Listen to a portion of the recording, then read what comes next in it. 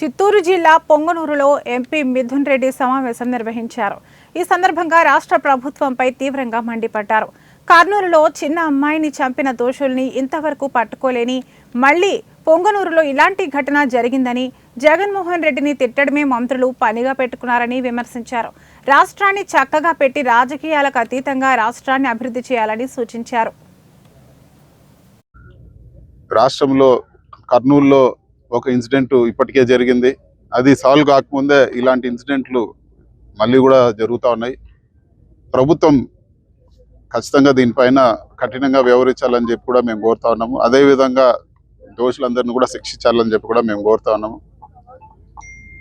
అనవసరమైన విషయాలపైన ప్రభుత్వం దృష్టి పెట్టకుండా లా అండ్ ఆర్డర్, అదేవిధంగా ఇక్కడ ఇలాంటి ఘోరమైన ఘటనలు జరగకుండా దృష్టి పెట్టి మళ్ళీ కూడా ఇలాంటి ఘటనలు రాష్ట్రంలో ఎక్కడ కూడా జరగకూడదు.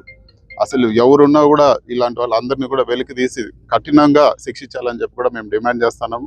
అదేవిధంగా గౌరవ జగన్మోహన్ రెడ్డి గారు 9వ తేదీ ఉదయం పొంగనూరు పట్టణానికి రావడం జరుగుతూ ఉంది.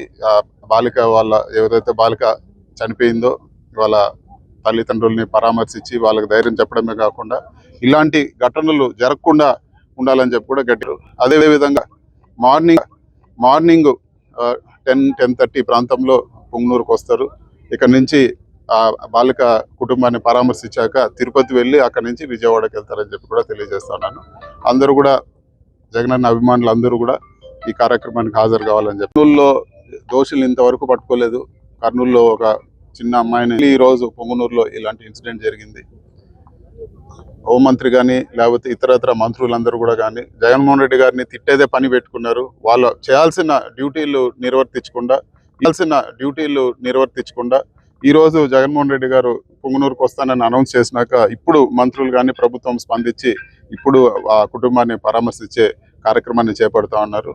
ఈ ఆలోచన ముందే ఉండిందల్లా జరిగిన రోజే వచ్చి ఇక్కడ దోషులు పట్టుకునే కార్యక్రమం ఉండాలా. అది తప్పించి జగన్మోహన్ రెడ్డి గారిని తిట్టి అనవసరమైన ప్రజలకు ఉపయోగం లేని టాపిక్స్లో ఏదంటే అది వాళ్ళ సమయం వృధా చేసుకుంటా ఉన్నారు. రాష్ట్రాన్ని చక్కగా పెట్టాలా, రాజకీయాలకు అతీతంగా మీరు చేయాల్సిన డ్యూటీ చేయండి. First of